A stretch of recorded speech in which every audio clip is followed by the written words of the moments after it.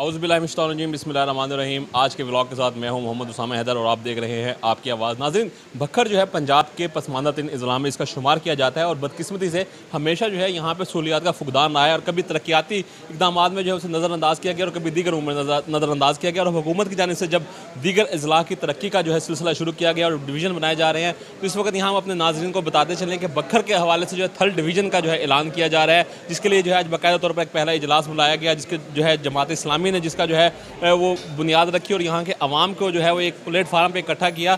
इस वक्त जो है ज़िला अमीर जमात इस्लामी डॉक्टर निसार अहमद साहब हमारे साथ मौजूद हैं, जो कि इस मुहिम के कन्वीनियर भी हैं। उन्हें हम सबसे पहले तो मुबारकबाद देंगे सर आपको कि आपकी जमात ने इनिशिएटिव लिया। क्या कहेंगे, किस तरह देख रहे हैं इस मुहिम को? बहुत शुक्रिया उसामा भाई। अल्हम्दुलिल्लाह हमने आज इस तहरीक का आगाज़ किया है भक्कर की महरूमियों का अजाला करने के लिए, और इस हमारा इलाका जो थल है जो महरूमियों का शिकार है, इसके हकूक़ के लिए हमने बात की है। हमारी ख्वाहिश ये है कि भक्कर जो है वो दरमियानी इलाका है, दरमियानी जगह है, दरमियानी मकाम है। लिया का फ़ासला 70 किलोमीटर है, जबकि मियाँ वाली का फ़ासला 120 किलोमीटर है। अगर लिया डिवीज़नल हेड क्वार्टर बनता है जनूबी पंजाब का ये वाला, तो मियाँ वाली वालों को 190 किलोमीटर सफ़र करना पड़ेगा। अगर मियाँ वाली बनता है तो लिया वालों को 190 किलोमीटर सफ़र करना पड़ेगा। इस तरह जो भक्कर है वो इन दोनों का दरमियान है और वस्त है, और रकबे के एतबार से भक्कर इस पूरे डिवीज़न का और इस पूरे इलाके का और पूरे खित्ते का सबसे बड़ा ज़िला है। आप ये देखें कि रकबे के एतबार से भी बहुत बड़ा है और आबादी के एतबार से भी बहुत बड़ा है। इस हवाले से हम ये समझते हैं कि ये दरमियानी मकाम है और यहाँ से इसका आगाज़ होना चाहिए और इसको डिवीज़न का मरकज़ बनना चाहिए। तो आपने जैसे तमाम सियासी पार्टीज़ को भी यहाँ दावत दी, तो अवामी नुमाइंदगान की अदम शिरकत मुझे तो बड़े मशकूक से लग रही है। आप क्या समझते हैं कि अवामी नुमाइंदगान इस मुहिम को लेकर आगे चलेंगे? जी इंशाल्लाह वो हमारा साथ देंगे। असल में आज पंजाब असम्बली का सेशन चल रहा है लाहौर में, इसलिए हमारे जो यहाँ के नुमाइंदे हैं पंजाब असम्बली के, ज़ाहिर है कि ये पंजाब का ही करने का काम है और वो वहाँ गए हुए हैं। उनको दावत भी दी गई है और उनसे भरपूर रब्ता भी किया गया है, जीते हुए सो भी, और जो इससे पहले मौजूद थे हमारे नुमाइंदगान, उनसे भी हमने ये शिरकत की दरख्वास्त की थी और उनको दावतनामा भिजवाया था। तो इस वजह से वो आज यहाँ शरीक नहीं हो सके। आज इजलास जब ख़त्म हुआ तो उसके बाद क्या फ़ैसले किए गए हैं और आइंदा किस तरह इस मुहिम को लेकर चला जाएगा? जो इजलास आज ख़त्म हुआ है तो इसमें हमने हर मकतबा फ़िक्र के लोगों को इस कमेटी में हमने उनका हिस्सा बनाया है और इस कमेटी को इंशाल्लाह हम लेकर आगे चलेंगे। कमेटी का एक और मज़ीद यहाँ पर हम प्रोग्राम करेंगे इंशाल्लाह, और उसके साथ साथ फिर हम बार कौंसिल की तरफ भी जाएंगे इंशाल्लाह। काले कोट को, वकला को, जो इस तहरीक के पुश्तबान होंगे इंशाल्लाह हमारे साथ चलेंगे, उनको हम नुमाइंदगी भी देंगे और उनके साथ मिलकर हम इंशाल्लाह आगे चलेंगे। इस तहरीक के पुश्तबान होंगे। बहुत शुक्रिया डॉक्टर साहब, आपने टाइम दिया। नाज़रीन, इस वक्त तमाम जो है नुमाइंदगी यहाँ पे मौजूद है। अंजुमन ताजरान की बात की जाए, सियासी समाजी शख्सियात की बात की जाए, इस वक्त तहरीक मिनहाजुल कुरान के डॉक्टर असलम खान हमारे साथ मौजूद हैं, उनसे हम जानेंगे। डॉक्टर साहब अस्सलाम वालेकुम। डॉक्टर साहब बहुत शुक्रिया टाइम देने का। आप किस तरह देख रहे हैं थर्ड डिवीज़न को? बिस्मिल्लाहिर्रहमानिर्रहीम। जैसा कि ये आज जमात इस्लामी की तरफ से ये इस मुहिम का आगाज़ हुआ है, तो हम ये देख रहे हैं कि हमें थल डिवीज़न की इस वक्त अशद ज़रूरत है और उसके लिए जो स्ट्रगल होगी इंशाल्लाह तमाम मकातब फ़िक्र लोग यहाँ मौजूद थे, तमाम इस पर एग्री हैं कि थल डिवीज़न जो है वो भक्कर हेड क्वार्टर होना चाहिए और भक्कर ही इसका मरकज़ बनता है। क्योंकि अगर लिया हो जाएगा तो अगर मियाँ वाली ज़िला इसमें शामिल होता है तो वो काफ़ी दूर हो जाएगा।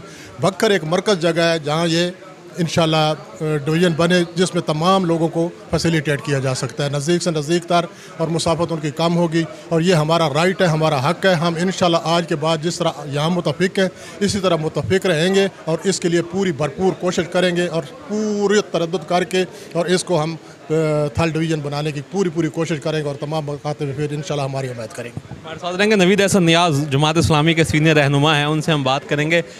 नवीद भाई, आप किस तरह देख रहे हैं इस तहरीक को? ये नुक्ते आगाज़ है इस तहरीक का। थल इलाका अरसे दराज से महरूमियों के शिकार है। यहाँ के लोग रोज़गार के हवाले से, सेहत और तालीम की सहूलियात के हवाले से पंजाब के पसमानदा तरीन इलाकों में शुमार होते हैं। तो हम ये चाहते हैं कि जब ये नए अज़ला और डिवीज़न बनाए जा रहे हैं तो इसमें भक्कर के महरूमियों का ख़ात्मा होना चाहिए। पूरी भक्कर की जितनी भी सियासी, मजहबी, ताजिर क़यादत है, उलमा हैं, सहाफ़ी हैं, वकला हैं, वो इस तहरीक का हिस्सा बनने को तैयार हैं। इंशाअल्लाह इसमें हम अवामी नुमाइंदों को भी शामिल करेंगे, मीडिया भी हमारा साथ देगा जी। बहुत शुक्रिया। इस वक्त सदर अंजुमन ताजरान राना मोहम्मद अशरफ साहब हमारे साथ मौजूद है। राना साहब, सबसे पहले टाइम देने का शुक्रिया। आज माशाल्लाह आपकी बड़ी एक्टिव इसके अंदर शमूलियत रही। कैसे देख रहे हैं आगे थर्ड डिवीज़न की मुहिम को? बिस्मिल्लाहिर्रहमानिर्रहीम। सबसे पहले मैं जमात इस्लामी के अमीर डॉक्टर निसार अहमद साहब को और उनकी टीम को और उनकी जमात को मुबारकबाद पेश करता हूँ कि हमेशा की तरह इस दफ़े भी वो बाजी ले गए हैं और उन्होंने इस अच्छे काम के लिए सबसे पहले इब्तिदा की है। तो मैं इंशाअल्लाह इनको यकीन दिलाता हूँ कि बखर के ज़िला बखर के ताजरान की तरफ से, उसके अलावा मैं चीफ़ ऑर्गेनाइजर मैनेजमेंट काश्तकार पंजाब भी हूँ, डिस्ट्रिक्ट प्रेस क्लब का सदर भी हूँ और उसके अलावा अमन कमेटी का मेंबर भी हूँ। अपनी तरफ से, अपने तमाम दोस्तों की तरफ से, पूरे ज़िला के ताजरान की तरफ से और तमाम मुकातबे फ़िक्र के लोगों की तरफ से ये यकीन दिलाता हूँ कि इस तहरीक के लिए इंशाअल्लाह हर कुर्बानी दी जाएगी। हर स्टेज पर, हर मोड़ पर किसी किस्म की कोई कमी कोताही नहीं होगी, बल्कि हम डॉक्टर निसार साहब के साथ, उनकी टीम के साथ शाना बिशाना है, जानी तौर पर भी, माली तौर पर भी।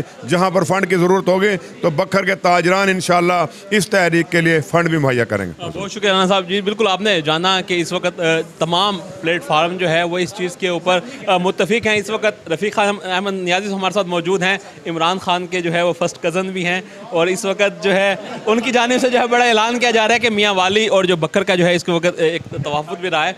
रफ़ीक खान साहब से हम पूछेंगे, सर आप किस तरह देख रहे हैं थर्ड डिवीज़न को?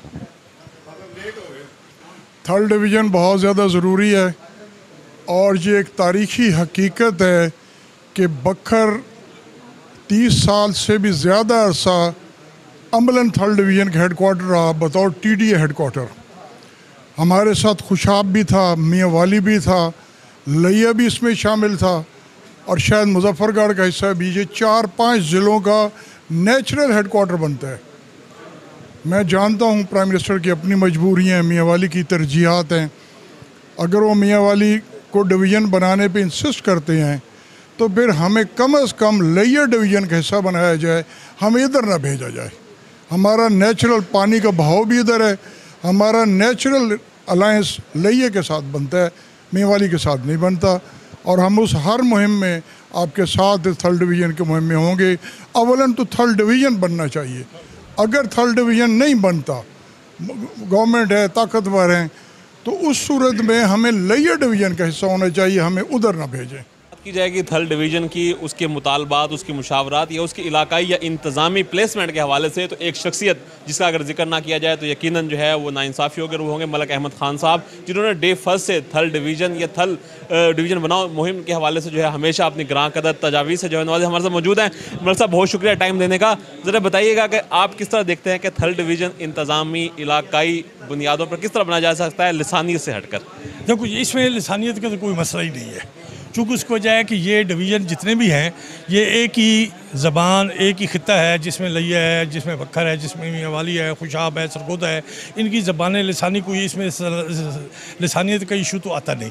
दूसरी बात यह है कि डिवीज़न का जो इशू होता है ये बुनियादी तौर पे इंतज़ामी होता है, ये इंतज़ामी यूनिट होता है। जैसे ज़िला एक इंतज़ामी यूनिट होता है, इसी तरीके से डिवीज़न भी इंतज़ामी यूनिट होता है कि ये आस पास के जो इलाके होते हैं उनको कंट्रोल करने के लिए जो है वो हुकूमतें डिवीज़नल हेडकोार्टर बना देती हैं और इस तरीके से ये होता है। असल बात यह है कि बखर की जो डिवीज़न के मुतालबे की बात है ये बहुत पुरानी है और ये बहुत पुरानी इस वजह से है कि एक ज़माने में सिखों के दौर से पहले, अंग्रेज़ों से भी पहले, बखर जो थी, रियासत मनकेरे जो थी, वो इसकी मरकज़ियत हासिल थी और वहाँ का जो हाकम था यहाँ का, वो लिया भी उसके अंडर था, बखर भी उसके अंडर था, DI खान भी उसके अंडर था, खुशाब मियाँ वाली तक का इलाका भी उसके अंडर था। तो उसके बाद वो उसको जब शिकस्त हुई सिखों से तो वो शिफ्ट हो गया था DI खान की तरफ, तो फिर उस हैसियत को ख़त्म कर दिया गया और बखर जो है कुछ अर्सा तक DI खान का हिस्सा रहा।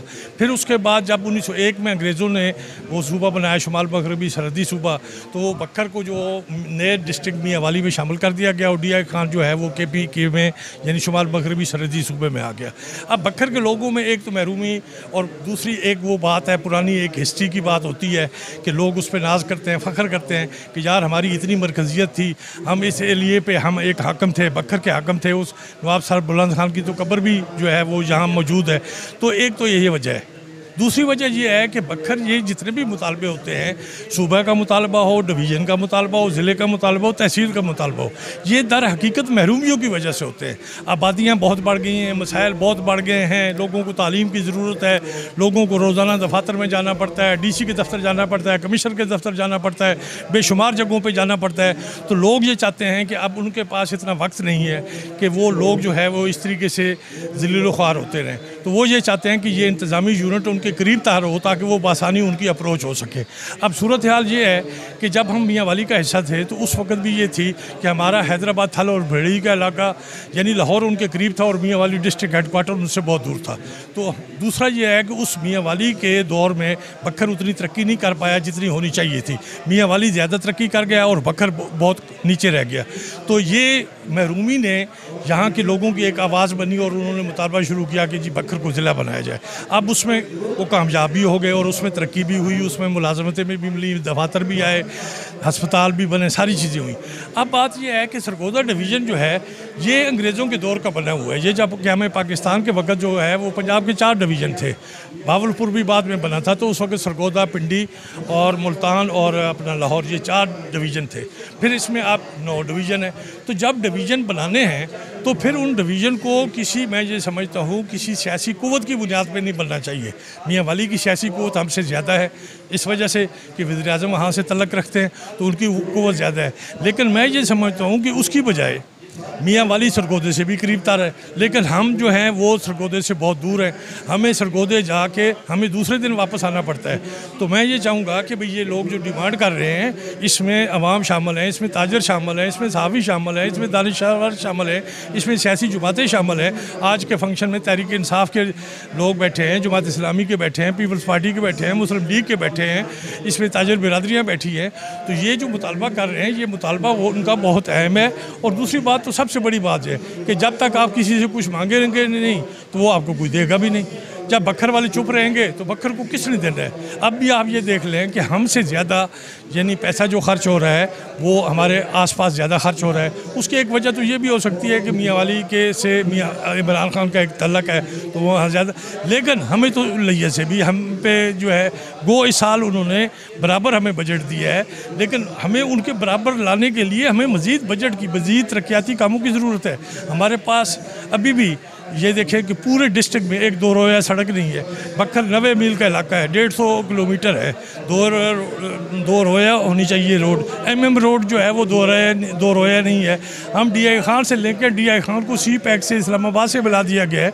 हमें चाहिए कि हमें DI खान से मिलाया जाए ताकि हम वो सी पैक के रोड से मुंसलिक हो सकें। इसी तरीके से हमारी जो इंटर डिस्ट्रिक्ट रोड्स हैं उनकी बुरी हालत है, बखर लैया की हालत बुरी है। तो हमें ये सारी डेवलपमेंट जो है ये ज़्यादा, हम ये समझते हैं कि जब कमिश्नर वगैरह ज़्यादा बड़े अफसर यहाँ हमारे करीब आएंगे तो हमारी महरूमियों को ज़्यादा करीब से देखेंगे, हम ज़्यादा आसानी से उनके पास जाके अपनी बातें कर सकेंगे, तो हमारी तरक्की की एक नई राह खुल जाएंगी। तो इस हवाले से ये एक मुतालबा है, जायज़ मुतालबा है और पूरा होना चाहिए। में जो तमाम दोस्तों ने इसके बारे में, इसकी अफादियत के बारे में, इसके अच्छे मुस्तकबिल के बारे में जो तमाम दोस्तों ने बातें की हैं, मैं उनकी बात को आगे बढ़ाते हुए मैं ज़िम्मेदार जो हमारे ख़ास तौर पे अवामी नुमाइंदे, ये हमारी वो ताकतवर तंजीमें, वकला की तंजीम है, ताजर तंजीम है, हम सब मिल के इसके लिए एक जद्दोजहद करेंगे। ये हमारा हक़ है, हमारा राइट है।